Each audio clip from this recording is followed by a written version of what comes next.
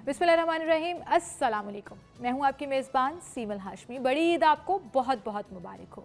और बड़ी ईद की जो बड़ी बड़ी खुशियां होती हैं, मैं हमेशा ये बात करती हूं कि वो सिर्फ अपने लिए नहीं बल्कि अपने इर्द गिर्द के लोगों के लिए भी सेलिब्रेट करनी चाहिए। और आप जब अपने घर में अपनी फैमिली के साथ ये खुशी बांट रहे हैं तो वहीं पर उस फैमिली को थोड़ा एक्सटेंड कर लेना चाहिए, जिनमें हमारे नेबर्स भी आ जाते हैं, हमारे से जुड़े बहुत से लोग आ जाते हैं। ऐसे बहुत से लोग जो शायद इस ईद पर कुर्बानी नहीं कर सके होंगे, उनको ज़रूर याद रखिएगा। ये एक छोटा सा मैसेज जो मैं हमेशा बड़ी ईद पे ज़रूर शेयर करती हूँ कि शायद किसी को ये बात जो है वो फील हो जाए कि अपने इर्द गिर्द देखिए, पूरी जो लिस्ट बनाई हुई है उसमें देखिए कि कोई नाम रह तो नहीं गया जिसके घर गोश्त नहीं पहुँचा, जिसके घर आपने कुर्बानी के बाद अपनी खुशियों में उनको शामिल नहीं किया। तो ये चीज़ बड़ी ज़रूरी होती है। और जब हम बड़ी ईद की बात करते हैं तो एक्साइटमेंट थोड़ी सी डिफरेंट होती है। छोटी ईद पे तो मेनली हमारा फोकस जो है वो मेहंदी, चूड़ियाँ, कपड़े, ईदी लेना और ईदी देना, इसके ऊपर चला जाता है। लेकिन इस पे ख़वातीन पे ख़ास तौर पर बड़ी ज़िम्मेदारी होती है, क्योंकि कुर्बानी तो करा दी मर्द हजरात ने, उसके बाद ख़वातीन ने वो सारे का सारा जो गोश्त समेटना है, पकाना है, दावतें करनी है, खाना है, सब कुछ जो है वो ज़िम्मेदारी उनके ऊपर आ जाती है। तो इस पर आज हम बात करेंगे। अपनी इस ट्रांसमिशन में थोड़ी सी आपको टिप्स देंगे, थोड़ी सी चीज़ें जो हैं इस हवाले से शेयर करेंगे कि अगर आपने गोश्त संभालना है तो कैसे संभालना है, बाँटना है तो कैसे बाँटना है, उसको पकाना है तो उसके लिए क्या तरीक़ेकार होगा, इस पर भी बात होगी। लेकिन ऐसा नहीं हो सकता कि बड़ी ईद हो और हम सिर्फ गोश्त बांटने पकाने में ही लग जाएं। आपको प्यारा भी लगना है, आपको तैयार भी होना है, आपको मज़े मज़े की वीडियोस भी बनानी है, पिक्चर्स भी लेनी है। तो उसके हवाले से भी कुछ टिप्स और कुछ इन्फॉर्मेशन आपके साथ शेयर करेंगे। प्यारे प्यारे गेस्ट से आपकी मुलाकात कराएंगे और फिर खा खा के पेट पकड़ के बैठ नहीं जाना। ये ना हो कि हमें ईद वाले दिन भी डॉक्टर को फ़ोन करना पड़े, किसी का क्लिनिक, किसी फार्मेसी के पास भागना पड़े कि कोई मेडिसिन दे दो जी, पेट में दर्द हो गई। और गर्मियों में ख़ास तौर पर हमें बड़ा ख्याल और एहतियात करना होगा कि हम अपनी सेहत को कॉम्प्रोमाइज़ किए बगैर ईद को जो है वो एंजॉय कर सके। तो इसी हवाले से मेरे साथ स्टूडियो में हमारी प्यारी प्यारी गेस्ट भी मौजूद हैं, जिनका मैं तारुफ कराना चाहूँगी। तो हमारी सबसे पहले जो होम एक्सपर्ट और हर्बलिस्ट हैं इरम आबा, उन्हें मैं खुशामदीद कहूँगी। अस्सलाम वालेकुम। वालेकुम अस्सलाम। ईद बहुत बहुत मुबारक। आपको भी मुबारक हो, बड़ी ईद की बड़ी खुशी। और ये कुर्बानी, इसका नाम कुर्बानी की ईद होता है। और देखें हमारे कितनी बड़ी कुर्बानियाँ पिछले दिनों हमारे नौजवान लोगों ने दी, और उस कुर्बानियों को देखते हुए हमें सोचना चाहिए कि ये ईद कितनी बड़ी अहमियत रखती है कि कैसे हमारे बुज़ुर्गों ने, बड़े हमारे पैगंबर ने किस तरह से अपने बच्चे को कुर्बान करने के लिए अल्लाह ताला की रज़ा में शामिल हो गए थे। तो इसको बहुत बड़ी कुर्बानी इस साल हम बहुत बड़ी अच्छी तरह से कुर्बानी बेसिकली एक जज्बा है जो हमारा दीन हमें सिखाता है कि अपनी प्यारी चीज़ और फिर उसके बाद उसको रिप्लेस कर दिया गया जानवर के साथ। और कहा गया कि जानवर को भी बड़े प्यार से, बाकायदा आदाब हैं, उसके असूल हैं जिसके तहत आपने कुर्बानी करनी। तो इसकी अगर आप डेप्थ में जाएँ या डिटेल में जाएँ तो बड़ी खूबसूरत बात है। इसी हवाले से हमारे साथ और भी गेस्ट मौजूद हैं, उनसे भी हम बात करेंगे और ईद मुबारक कहेंगे। हमारे साथ जी सोशल मीडिया इन्फ्लुएंसर और फेमस टिकटॉकर हैं अलीना आमिर, उन्हें मैं खुशामदीद कहूँगी। अस्सलाम वालेकुम। वालेकुम अस्सलाम। क्या हाल है आपकी? बहुत प्यारी लग रही हो आप। Thank you so much. वो होता है ख़वातीन का, कहा जाता है कि ईद के दिन प्यारी और तैयार होना जो है ना वो थोड़ा साइड पे हो जाता है, लेकिन आप बड़ी अच्छी लग रही हो। अच्छा, मुझे ना हमेशा शौक है कि मैं एक्स्ट्रा तैयार हूँ। ईद पे तो मेरी शुरू से तैयारी होती है, एक महीने से पहले से ही मैं तैयारी करती हूँ, ड्रेसेस सेव करती हूँ कि इस तरह का मैंने तैयार कराना है। मैं कभी कभी खुद डिज़ाइन भी करती हूँ ड्रेसेस। अच्छा। और वैसे तो मुझे ना एनिमल्स और पेट का ना बहुत शौक है। तो कुछ लड़कियाँ होती हैं कि वो डरती हैं कि हमने बकरों के पास नहीं जाना, ये नहीं करना। मैं स्पेशली अपने फादर से कहती हूँ कि आपने जानवर जो बकरे हैं वो आपने ईद से कोई हफ्ता पहले तो लेकर आने, क्योंकि मैं बहुत ज़्यादा इस चीज़ को शौक रखती हूँ। मैं अपने छोटे भाई के साथ वॉक कराने चली जाती हूँ उनके साथ। और लेकिन मुझे ना ईद वाले दिन बचपन के शौक चल रहे हैं। अभी चल रहे हैं। मुझे छोटे होते थे, रस्सियाँ खींच रहे होते थे। और मुझे कहते हैं कि अभी तुम बड़ी नहीं हुई, अभी तक बड़ी नहीं हुई। मैंने अपने छोटे भाई को भी अपने साथ लगाया होता है कि चलो वॉक कराते हैं। अच्छा है, बच्चा जो है ना आपके अंदर का, वो जितनी मर्जी आप बड़े हो जाएं वो जिंदा रहना चाहिए, तभी आप ईद के पहले दिन थोड़ी थोड़ी मैं सैड होती हूँ, क्योंकि ज़ाहिर है मैंने इतना ख्याल किया होता है। आई थिंक कुर्बानी की वैल्यू ही आपकी तब पता चलती है कि आप एक चीज़, आप एक एनिमल की केयर करते हैं पूरे तरीके से, और फिर आपको होता है कि यार इसकी तो मैंने केयर किया, अब इसको कुर्बान करना है। तो आई थिंक लोग बोलते हैं कि ईद वाले दिन ही लेकर आते हैं और ज़िबा कर दिया। तो आई थिंक कि इंसान को ना थोड़ा सा ना उनका भी ख्याल करना चाहिए, वो फील कम नहीं होनी चाहिए। बिल्कुल सही। और कुर्बानी के बाद जब हम फिर खाने पीने में आ जाते हैं तो एहतियात क्या करनी है, किस तरह से अपने आप को आपने हेल्दी हेल्दी भी रखना है और बचा के रखना है, ये हमें बताएंगी डॉक्टर वरदा, न्यूट्रिशनिस्ट हैं। अस्सलाम वालेकुम। ईद वालेकुम अस्सलाम, खैर मुबारक, आपको भी बहुत बहुत ईद मुबारक और हमेशा की तरह you are looking so pretty. Thank you so much. ये मेरे दफ्तर वालों का कमाल है, वरना घर में तो मैं मुंह धो के लगी हुई थी। मुझे आज सुबह जब सारी कुर्बानी हो रही थी ना, तो वो चाहे कहीं वर्किंग वुमेन हो या कुछ भी हो, कहीं ना कहीं आपको हाथ बटाना ही पड़ता है और चीजें करनी पड़ती हैं। मगर मुझे ये होता है कि एट द एंड हम खवातीन खूबसूरत सज धज के बैठ जाए ना, तो वो ईद की मोटिवेशन और ईद जो है वो फिर शुरू हो जाती है। बिल्कुल सही कह रही हैं, बिल्कुल सही कह रही हैं। तो इरम, अब आपकी तरफ मैं आऊंगी, कैसा रहा? अब सुबह से लेकर अब तक शाम हो गई है, ज़ाहिर कुर्बानी हुई है आपके घर भी। एग्जैक्टली, कुर्बानी के लिए वो दावत का सिलसिला तो होता ही है, लेकिन गोश्त संभालने का सबसे बड़ा काम होता है कि उसको कैसे हमने संभालना है। सबसे बड़ा काम ही होता है। अच्छा, इसमें सबसे पहले मैं आप लोगों को बताऊं कि जो कलेजी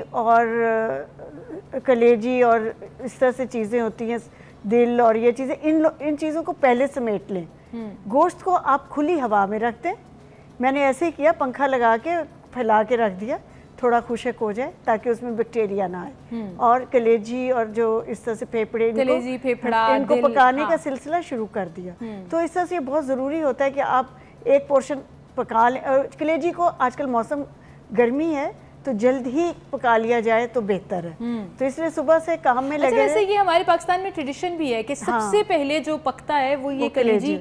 कुछ लोग सिर्फ कलेजी खाते हैं, कुछ लोग फेफड़ा भी नाश्ता जैसे अक्सर कहा जाता है कि ईद का नाश्ता जो है वो कलेजी से होता है। हाँ, बिल्कुल। तो उस हवाले से कलेजी क्योंकि बहुत सॉफ्ट होती है, पक भी जल्दी जाती है, तो मेरा ख्याल है, मैं अरब कंट्रीज से अगर आपको कंपेयर करके बताऊँ, वहाँ पे भी यही होता है कि जैसे ही बकरा ज़िबा होता है, कलेजी बाहर दे दी जाती है, फ़ौरन हम लोग उनको साफ़ करती थी और बारबेक्यू करना है या उसको पकाना है तो उस सिलसिले में हम लग जाया करते थे।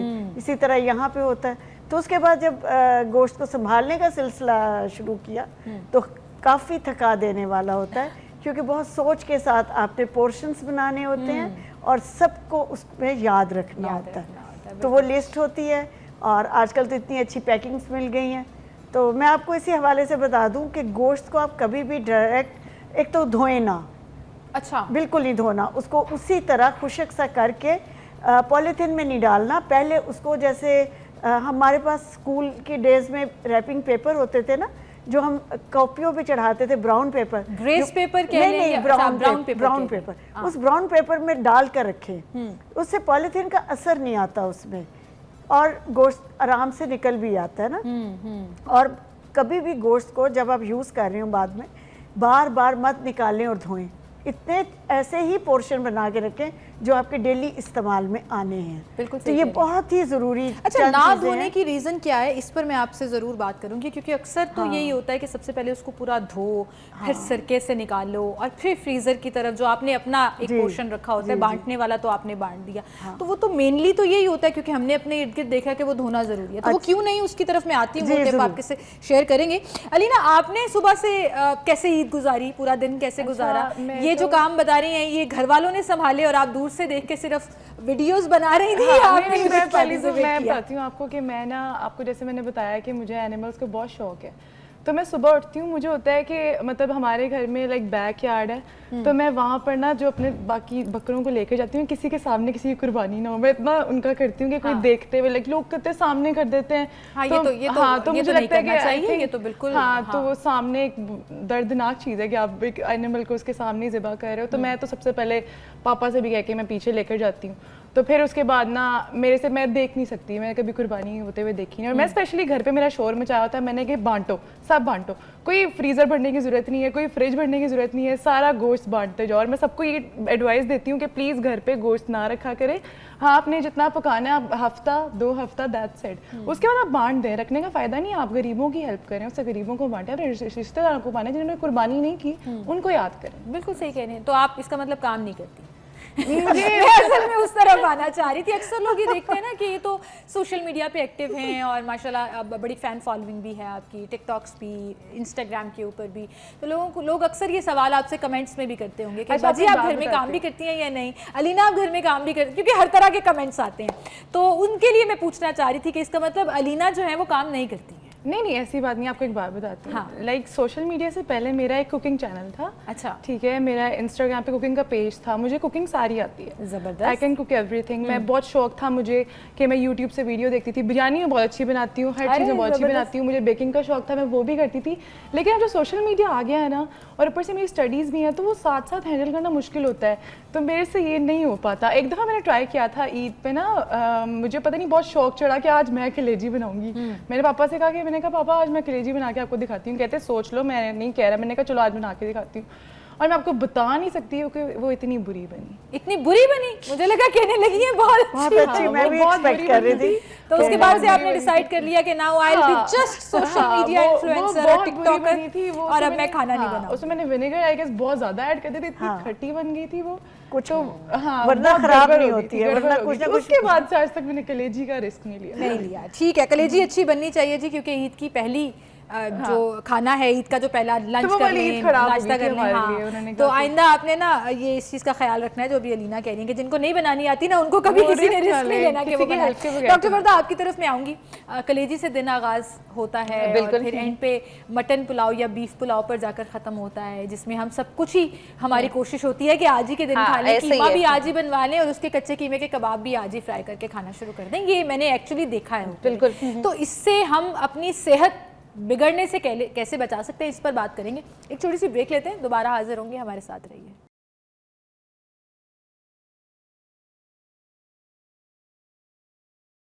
वेलकम बैक नाज़रीन, एक बार फिर से आपको खुशामदीद कहेंगे। और ईद कुर्बा है, और ये कुर्बानी सिर्फ जानवर की नहीं होती है, ये कुर्बानी अपनी ईगोज़ को लेट गो करने की भी होती है, अपने अंदर एहसास जगाने की भी होती है। और उससे मेरी मुराद ये है कि अपने इर्द गिर्द देखिए, अगर आपसे कोई नाराज़ है, कोई आपसे खफा है, तो मना लीजिए, क्योंकि ईद नाम खुशी का है। और जब अपनी खुशियों में आप उन नाराज़ लोगों को, अपने रिश्तेदारों को, अपने दोस्तों को याद कर लेते हैं, तो यकीन जाने बहुत सी खफगी, नाराज़गी जो है वो दूर हो जाती है। और जब आप इतना बड़ा दिल करके किसी को नाराज़ करते हैं, तो उसमें अल्लाह ताला भी बड़ा खुश होते हैं। और हम चूँकि बात कर रहे हैं खाने पीने की भी, खाने खिलाने की भी, पकवान बनाने की भी, दावतों की भी, मिलने जुलने की भी, तो डॉक्टर वर्दा आपकी तरफ मैं आऊँगी। फिर हम लाहौरी, ख़ासतौर पर लाहौरी, बिल्कुल, क्योंकि हम लाहौर से शो कर रहे हैं, लेकिन लाहौर, कराची, जितने हमारे पूरे डिफरेंट शहर्स हैं, उन तमाम सिटीज़ में हम डिफरेंट तरह के खाने जो हैं वो बड़े शौक से खाते हैं। मतलब पाकिस्तानी ओवरऑल बहुत बिल्कुल ऐसे ही है। अच्छा, और मुझे लगता है डाइवर्सिटी जो है वो खानों में, वो हम पंजाबियों में ख़ास तौर पे बड़ी जानी जाती है। अच्छा, ईद पे मोस्टली पता है एक चीज़, जैसे आपने अभी बड़ी खूबसूरत बात की कि अपनी ज़ात को सेक्रीफाइस करना, ईगो को सेक्रीफाइस करना। और थोड़ा सा एक चीज़ मैं मेंशन करना चाहूँगी कि दिस इज़ अ चांस जहाँ अल्लाह ताला हमें सब्र करना सिखाते हैं। तो उसमें बहुत इंपॉर्टेंट है कि आप अपनी बॉडी के अंदर भी सब्र पैदा करें, और ये चीज़ बिल्कुल ना करें कि ये भी मेरा फेवरेट बॉडी पार्ट है जी, गोश्त का, ये भी मेरा फेवरेट बॉडी पार्ट है, तो इसलिए ये अच्छा गोश्त है ना, ये हम लोग चांपे हैं, ये है, ये हम लोग अपने लिए रख लेते हैं। हमारा फलाना घर का बच्चा ये वाला चीज शौक से खाता है। तो देखें, जब कुर्बानी का नाम, हम तो पूरी रान जो है ना बकरे की, खास तौर पर, वो तो आंटी आप इस चीज पे बड़ा अग्री करेंगी इरम आपा, कि ये जो बकरे की रान है ना, ये तो हम अपनी बेटियों के ससुराल में भेजना फर्ज समझते हैं, वरना तो नाक नीची हो जाएगी। उसका गोश्त भी नहीं कराते कि पूरी की पूरी रान दे के आओ ये अपनी बाजी के घर पे। तो ये जो एक ट्रेडिशन है, ये मुझे आई डोंट अंडरस्टैंड। एक्चुअली इसमें ये होता है कि एक पूरा पता होता है कि हम कितना पोर्शन भेज रहे हैं। अगर आप छोटे पीसेस भी करेंगे तो वो टोटे आई थिंक नाक लंबी हो जाती है। ये क्या है, कौन सी इज्जत बढ़ती है? नहीं, इज्जत की बात भी आती है इसमें। और जब किसी को गिफ्ट देना होता है तो अच्छी चीज़ को गिफ्ट किया जाता है ना, तो उसमें होता है कि चलो एक पूरा पोर्शन उधर। अच्छा, एक हमारे बहुत से घरों में एक बकरा नहीं, 5-6 बकरे भी होते हैं, तो उसमें फिर ये पोर्शन जो होते हैं ना, फ्रेंड्स के, अपने अहबाब के घर भेजने वाले, वो उम्मूमन रान के या दस्ती के होते हैं। ये कुछ सालों से ये ज्यादा होना शुरू हो गया, पहले इतना नहीं हुआ। शायद आपको पता नहीं चला, हम हमेशा से सुनते हैं कि रान जानी है दोस्तों के घरों में या अपने रिश्तेदारों के घरों में। अच्छा, नहीं, गिव एंड टेक है। मेरी कजन की शादी, तो वो वापस भी आती है, तो वापस भी आ जाती है, तो वो घूम के वापस आ गई। वही रान आ जाती है वापस। अच्छा, लेकिन डॉक्टर वर्दा फिर क्या होता है कि अब आपका टॉपिक आ गया इसमें कि ये जो रान है ना, फिर ये पूरी रान रोस्ट होती है बाकायदा डिफरेंट रेस्टोरेंट्स के बाहर। आप कराची में देखिए डिफरेंट रेस्टोरेंट्स के बाहर बहुत ज्यादा लिखा हुआ होता है, लाहौर में बहुत ज्यादा लिखा हुआ होता है रान रोस्ट कराएं, 600 रुपए में कराएं, 700 रुपए में कराएं या 1200 में कराएं, वो डिपेंड करता है एरिया क्या है क्या नहीं। अच्छा, कुछ टिप्स जो मैं जरूर मेंशन करना चाहूंगी। अच्छा, होता यह है कि मोस्टली ईद का, जैसे आज सुबह ईद थी, हमने भी आगाज जो है वो फेनियों से ही किया और मीठे से आगाज होता है और उसके बाद क्या होता है कि पूरा दिन हम कॉन्टिन्यूसली मीट की कंजम्पशन बहुत ज्यादा कर रहे होते हैं। चावल बन रहे हैं वो गोश्त में बन रहे हैं जी, चांपे रोस्ट हो रही हैं वो, तो अब उससे क्या होता है कि बहुत ज्यादा हमारे स्टमक हेल्थ इश्यूज कॉज होने लग जाते हैं। सारा साल तो इतना रेड मीट नहीं खाया जाता। और इसलिए मैं कहती हूँ कि एक दिन इंपॉर्टेंट नहीं है कि जिस दिन आपने बहुत ज्यादा गोश्त की कंजम्पशन करनी है। तो कुछ थोड़ी सी टिप्स हैं जो आपने ऐड ऑन रखनी है। एक तो आपने ईद पे, अब जैसे गोश्त का इस्तेमाल हम बहुत ज्यादा कर रहे हैं, पानी का इस्तेमाल मेक श्योर करना है, पानी का इस्तेमाल मेक श्योर करें। और उसके अलावा साथ कुछ चीजें ऐसी होती हैं, फाइबर का इंटेक जो कि हमारी डाइजेशन को बेहतर करता है। बहुत ज्यादा मीट की कंजम्पशन, अब जैसे आज तो पहला दिन है, कल से जो है वो मोस्टली लोगों को कॉन्स्टिपेशन, डायरिया और इस तरह लोग कंप्लेन करने लग जाएंगे। तो उसमें जरूरी है कि आप फाइबर का इस्तेमाल, सलाद का इस्तेमाल जरूर करें। प्रोबायोटिक्स, रायता जो है वो आप कोशिश करें लाजमी खाएं। और उसके साथ साथ एक चीज है, अगर आपने मीट का बहुत बड़ा पोर्शन खा लिया और साथ आप कार्बोनेटेड सोडास बहुत ज्यादा पी रहे हैं तो और गड़बड़ हो जाएगी और उसकी वजह से स्टमक इन्फेक्शंस होने का चांस बढ़ जाता है। तो इसके लिए आप लोगों ने कोशिश करनी है कि आप बिल्कुल मिंट मार्गरीटा पी सकते हैं। आप मिंट मार्गरीटा के अंदर कोशिश करें जैसे पानी डालें, उसी तरह उसे चिल्ड करें, कोल्ड ड्रिंक ना डालें, पानी का आप लाइम वाटर यूज कर सकते हैं। उसके अलावा फ्रेश फ्रूट्स की जूसेस की ऑप्शंस हो सकती हैं। अब तो जैसे वाटरमेलन है, पीच है, इतनी अच्छे फ्रूट्स आ गए हैं। दिस इज टाइम, पूरे साल का ये वो वाला टाइम है जहां आपको बहुत ज्यादा वैरायटी मिलती है। तो आप उसको चेंज कर सकते हैं। ये तो बड़े लकी डेज में ईद आई है। और उसके बाद देखिए आपके जो गेस्ट आ रहे हैं उनको बीमार करके नहीं भेजना, कोशिश करनी है कि उनको ऐसी चीजें आप पिलाएं। ऑब्वियसली मीट का भी इतना पोर्शन ही कोशिश करें खिलाएं कि जिससे वो बीमार ना हो। बिल्कुल सही। अच्छा, मेरी फैमिली में तो कोल्ड ड्रिंक के बगैर खाना कंप्लीट नहीं होता, मजा नहीं आता ना, कोल्ड ड्रिंक साथ होनी चाहिए। साथ बैठिए मुझे और आपको ना हाथ खड़ा कर देंगे। एक चीज कहूंगी कि इन अ ब्लू डाइजेस्ट नहीं होता हमसे कोल्ड ड्रिंक के बगैर। इन अ ब्लू मून अगर आपने जैसे ईद का रोज है तो आप कोशिश करें दिन में 3 टाइम नहीं, आप एक टाइम कर लें, एक टाइम कर लें कि आप, ठीक है, बिल्कुल सही है। मेरी तरह मेरे जो नाज़रीन है ना वो भी ऐसे सुन रहे हैं कि सही कह रही हैं आप, लेकिन हमारा गुजारा, वो अम्मियाँ कहती होती हैं कि निवाला नीचे नहीं जाएगा इनका जब तक कोल्ड ड्रिंक ना मिल जाए। अच्छा, अब आपकी तरफ मैं आऊँगी। अभी मुझे एक बड़ी हैरानकुन बात आपने और मेरे साथ साथ नाजरीन जो हैं वो भी इस पे परेशान हो रहे होंगे, आपने कहा गोश्त धोना नहीं है, जो आपने सेव करना, जो आपने पकाना है उस दिन उसको धो लेना है। हाँ, वो तो ज़ाहिर है धो के, वो धुल के फ्रीजर में रखना है, फ्रीजर में रखने के लिए। हाँ। उसमें होता है कि जब पानी लग जाता है ना गोश्त को, उसमें ब्लड भी होता है, तो उस गोश्त में बैक्टीरियाज डेवलप होना शुरू हो जाते हैं।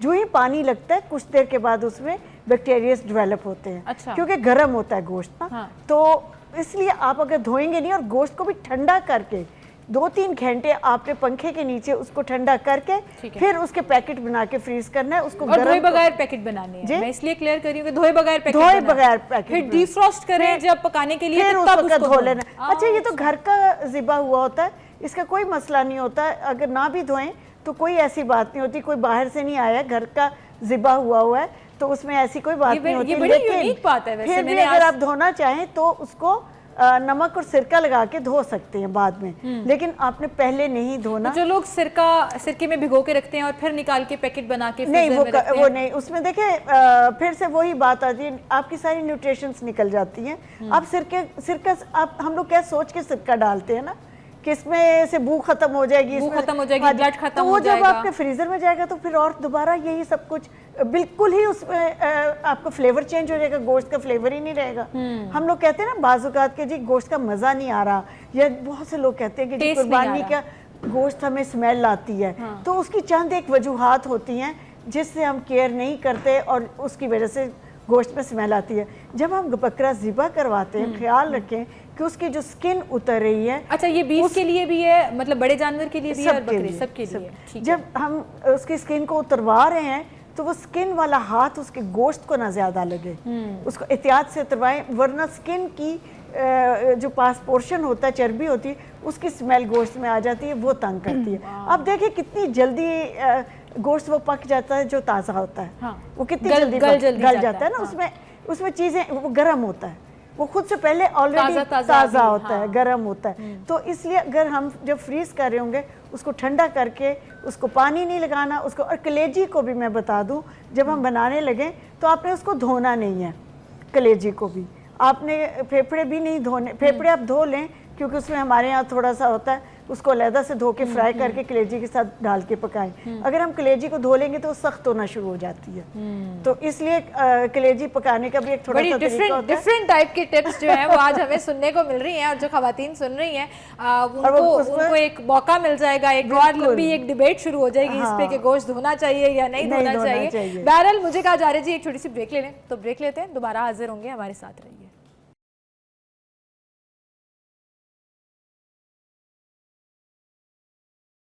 वेलकम बैक नाज़रीन, एक बार फिर से आपको हम खुशामदीद कहेंगे, और हम बात कर रहे हैं जी बड़ी ईद के हवाले से, और ईद कुर्बा है, और ईद कुर्बा पे गोश्त को संभालना कैसे है, पकाना कैसे है, खाना कैसे है, इस सब चीज़ों पर तो बात हो रही है। लेकिन वो तमाम लोग जो ये सुनना चाह रहे हैं कि अलीना ईद पर ट्रेंड क्या चल रहा है, सोशल मीडिया पर अगर हमने वीडियोस बनानी है या हमने अच्छी अच्छी पिक्चर्स लेनी है तो कोई टिप्स हमें भी दीजिए, हम भी ज़रा अच्छे तरीके से जो है वो अच्छे एंगल्स के साथ वीडियोस बना सकें। देखिए, अगर सबसे पहले अच्छी पिक्चर्स के लिए अच्छा फोटोग्राफर की ज़रूरत है, अच्छी वीडियोस के लिए अच्छी वीडियोग्राफर की ज़रूरत है। हाँ। तो वो अगर आपके पास आपके इस पूरे सोशल मीडिया लाइफ के बैकग्राउंड में वो कौन है, वो शख्स कौन है बिहाइंड द कैमरा?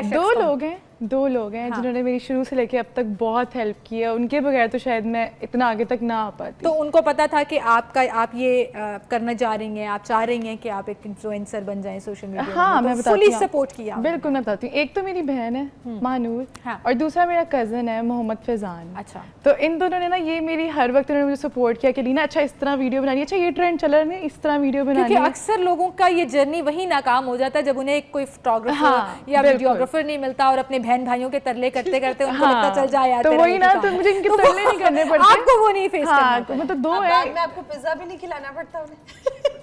वो मैं कैसे वो खिलाना पड़ता है कि अच्छा तुम्हें पैसे दूंगी, वो खिलाना पड़ता है, ये गिफ्ट लाके दूंगी, वो मैं खिलाती हूँ, लेकिन उन्होंने कभी भी इस तरह नहीं किया। मतलब शुरू में तो जाहिर है उन्होंने ऐसी free of cost he videos बना। अब मैं थोड़ी सी लालच देती हूँ, आज तुम्हें खाना खिलाने लेके चलती हूँ, इस तरह बना दो। लेकिन हाँ के तो कुछ भी नहीं है। हाँ जी, बगैर स्पोर्ट के तो कुछ भी नहीं है। बिल्कुल सही कह रही हैं, अपने बहन भाई भी सपोर्ट नहीं करते हैं, सही कह रही हैं। अच्छा, फिर तो उन्होंने आपको और वैसे मैं मेरी काफ़ी वीडियोस ट्रेंडिंग पे ईद पे जाती हैं, कुछ शायरी हो जाए इस तरह की ईद के हवाले से। तो फिर हमारे शो में भी कुछ शायरी सुना दें आप, कुछ चलें ज़रूर सुनाते हैं। अर्ज़ किया है, ईद के दिन गले लगाकर उसने धीरे से कहा, ईद के दिन गले लगाकर उसने धीरे से कहा, ये दुनिया की रस्म है, इसे मोहब्बत ना समझ लेना। Very nice, very nice. So Alina, ये आपको पहले से शौक था या पहले याद करते हो फिर कहते हो? अच्छा नहीं, मैं आपको बताती हूँ, मुझे ना वीडियोस बनाने का ना शौक तो बचपन से ही था। जब डब स्मैश था ना, जब ये टिकटॉक नहीं था, हाँ। तब से मुझे शौक था, बट मैंने कभी पब्लिकली पोस्ट नहीं किया। मैं फैमिली ग्रुप में भेज देती थी, अपने फ्रेंड्स को शेयर कर देती थी वैसे ही, लेकिन मुझे मतलब शौक था कि मतलब एक्सप्रेशंस का, एक्टिंग का, और इस तरह का ना। अभी मैंने साल पहले किया पब्लिक, और काफ़ी अच्छा रिस्पांस मैंने देखा। घर वालों ने सपोर्ट किया? हाँ, मैं पूछ के आई थी, मैंने पूछ के किया, ये पब्लिक अकाउंट कर रही हूँ, और दे सपोर्टेड मी। और मेरी फील्ड भी कुछ ऐसी है, I am doing mass communication, तो it's related to media studies, media के रिलेटेड है ऑब्वियसली, और मेरी फील्ड भी मीडिया के रिलेटेड है, तो उन्होंने इतना माइंड नहीं किया इस चीज़ को। और ना मेरा कोई ऐसा कॉन्टेंट होता है, मैं अकेले ही अपनी वीडियोज़ बनाती हूँ, लाइक किसी के साथ कोलैबोरेट नहीं करती। ऑब्वियसली घर वालों को यही मसला होता है ना कि लड़कों के साथ ना वीडियोज़ बनाई जाए इस तरह, तो मैं सोलो ही, हाँ, तो सोलो ही वीडियोज़ बनाती हूँ, तो बस उसका उन्होंने देखते हैं। अच्छा, खूबसूरत और एक अच्छा आप पैगाम जब देते हो तो वो बुरा नहीं होता। मेरा ख्याल है व्लॉगर्स को वो ही करना चाहिए जैसे ये कर रही है, कि एक अच्छा पैगाम, थोड़ा एंटरटेनमेंट हो जाए, एंटरटेनमेंट हो जाए, अच्छा डिप्रेस बैठे हुए और आप वीडियोस देखना शुरू करो, और आपको थोड़ा it makes you feel good, या स्माइल आ जाए आपके चेहरे पे, तो ये बड़ा अच्छा है, ये हेल्दी तरफ जाता है। हम भी अक्सर अब ये ट्रेंड हो गया हुआ है असल में, कि हम बिल्कुल फारिग बैठे हुए हैं, अच्छा चलो इंस्टाग्राम या टिकटॉक खोल लिया, एंड देन यू स्क्रॉलिंग, कि आप देख रहे हो कुछ एंटरटेनमेंट की वीडियोस देख रहे हो। कुछ ऐसे लोग हैं जिनकी वजह से ना बाकी लोगों को भी उसी कैटेगरी में ले आते हैं, उसको अच्छा नहीं समझते, तो ऐसे लोग कौन हैं? हाँ, वी कांट जज few people on the basis of a specific platform या किसी चीज़ के बारे में आप मतलब एक प्लेटफॉर्म को। तो आपके ख्याल में आप टिकटॉक का यूज़ करती हैं प्लेटफॉर्म टिकटॉक में आपके ख्याल में ऐसा कौन सा नाम है पाकिस्तान में जिसकी वजह से बाकी तमाम टिकटॉकर्स जो अच्छा काम कर रहे हैं उसको सफर करना पड़ा? नहीं, आई हैव सीन एक नाम लेना हो। नहीं देखिए, I have seen few videos, ठीक है, जो कि अप्रोप्रिएट नहीं है, दे आर इनअप्रोप्रिएट, कि आपको नहीं लाइक फेमस नहीं मैं कह सकती, उनको इतना फेम मिलता भी नहीं है, रैंडम मैं देखती हूँ, तो फिर लोग कहते हैं ये टिकटॉकर है कि टिकटॉकर नाम रख दिया है, तो आई थिंक वो ना उसको बुरी सेंस में लेके जाते हैं। तो मैं वही कहना चाहूंगी, वी कांट जज a platform on the basis of few people. हम एक चीज को, हर किस्म के लोग होते हैं, आपके फ्रेंड्स ग्रुप में भी डिफरेंट अच्छा, पाकिस्तान में फेमस, अब आपने मेरे ज़हन में ना एक सवाल दे दिया, मैं वो पूछना चाह रही हूँ आपसे अलीना, कि पाकिस्तान में जो फेमस टिकटॉकर्स हैं जिनके मिलियन प्लस व्यूज हैं और फॉलोअर्स भी हैं, उनमें आपके ख्याल में सबसे अच्छा काम कौन सा कर रहे हैं, और आपके ख्याल में ये जो है ना, इसको शी और he should change his line के ये अगर इस तरह कर ले तो ज़्यादा बेहतर है? देखिए, मैं आपको एक बात बताती हूँ, मैं अभी साल पहले इस फील्ड में आई हूँ, तो मेरा किसी से इतना मिलना जुलना नहीं है कि मैं कहूँ कि मेरी तरीके से इंटरेक्शन है। ऑब्वियसली आप देख रहे होते हो कौन ट्रेंड पे जा रहा है, कौन बहुत अच्छे लोग ना, मुझे Kawal Aftab is doing great work, मुझे वो भी अच्छी लगती हैं काफ़ी, और बहुत सी इन्फ्लुएंसर्स हैं मुझे काफ़ी अच्छी लगती हैं। और जो आपको लगता है कि यार ये जो है ना ये ठीक नहीं कर रहा, हाँ कर रहा या कर रही, जो भी व्हाटएवर, वो कौन एक है, वो थोड़ी सी ना क्रिंज वीडियोस, वो तो खैर मैं भी कभी कभी क्रिंज करती हूँ एंजॉय एंटरटेनमेंट के लिए, लेकिन वो एक्स्ट्रा ही कुछ होती हैं वीडियोस, तो बंदा कहता है कि हाउ इज दिस पॉसिबल, ऐसे बंदा कैसे कर सकता है। अच्छा, तो मुझे याद है कि एक टाइम पे ना, जब टिकटॉक न्यू थी ना, तो एक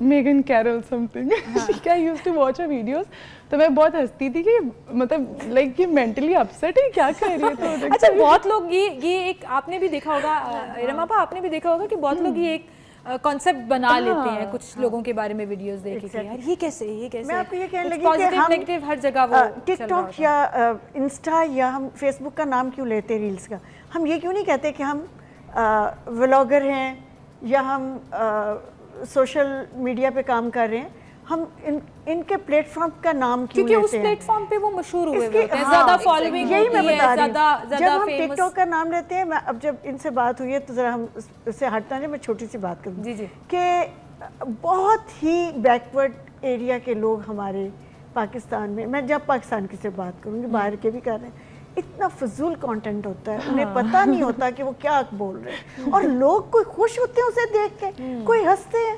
एक साहिबा को तो लोग कपड़े और जूते भेजते हैं कि इसके बेचारी पास जूते और कपड़े नहीं है। आई एम रियली फील कि वो लोगों ने मांगने वाले लोग बना दिए। मेरा कहना ये बाकी सोसाइटी पे बहुत मेरा कहना है एक पैगाम अच्छा दें, आप करें जरूर, अच्छा पैगाम। आपका एक बड़ा ट्रेंड हुआ था, एक वीडियो आपकी बड़ी जो ट्रेंड कर रही थी, वो हाँ, वो मैं कहना भी नहीं चाहती, मुझे आता ही नहीं है, I M that like in this field, तो मैं चाहूंगी कि आप हमें वो भी करके दिखाएं, और मजीद टिप्स और मजीद बातें जो हैं इसका सिलसिला जारी हो सारी रहेगा। एक छोटी सी ब्रेक लेनी है, दोबारा हाजिर होंगे।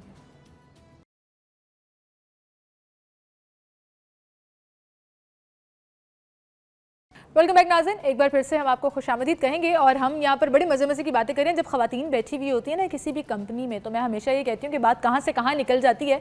वो बड़ा एक हम ईद के हवाले से बात कर रहे थे, लेकिन वहीं पर सोशल मीडिया ट्रेंड्स भी डिस्कस हो गए, 4 कहानियाँ शुरू हो गई हैं, और उस कहानी में जितनी ख़वातीन मुझे देख रही हैं पूरे पाकिस्तान में, पूरी दुनिया में, उनकी अपनी अपनी जहन में वो सारी स्टोरीज चलना शुरू हो गई। चाहे हमने रान वाली बात की है, टिकटॉक वाली बात की है, खाने पीने वाली बात की है। तो आप डॉक्टर वर्दा, अभी हम जैसे जिक्र कर रहे थे कि आपने कहा कि बैलेंस ज़रूर रखना है, आप सैलड लाजमी बीच में लें, रायता लाजमी बीच में लें।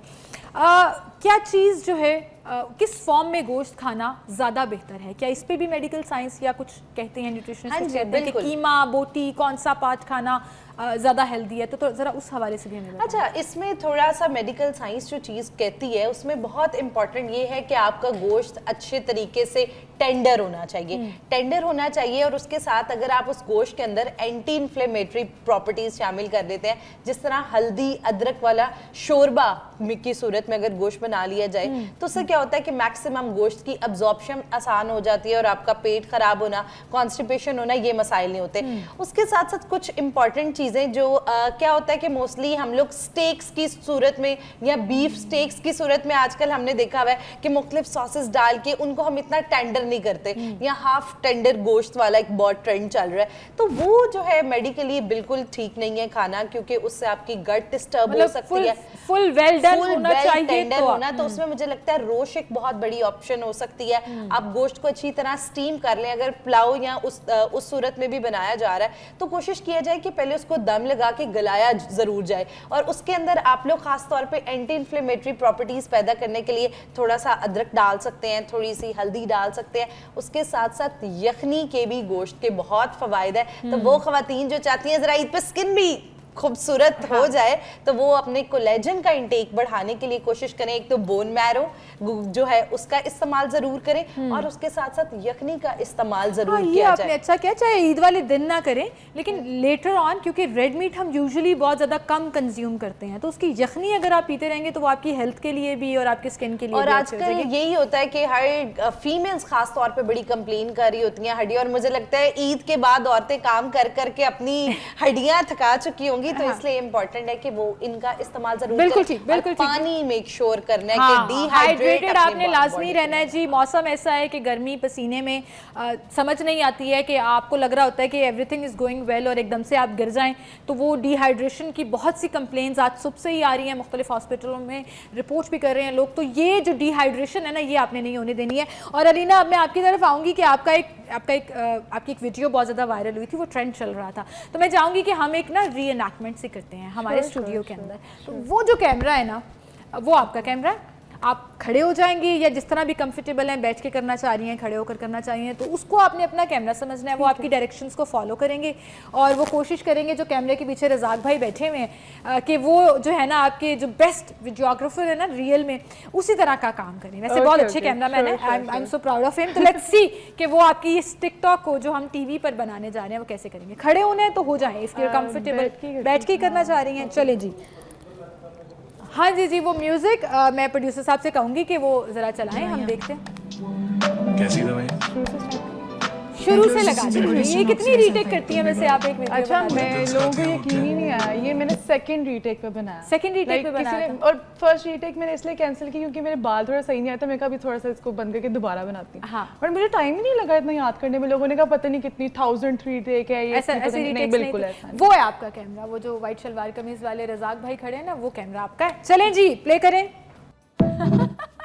ये वाकई याद किया था या नहीं? वाकई में सेकंड टेक में हो गया था, याद हो गया। अच्छा, very very nice, very cute.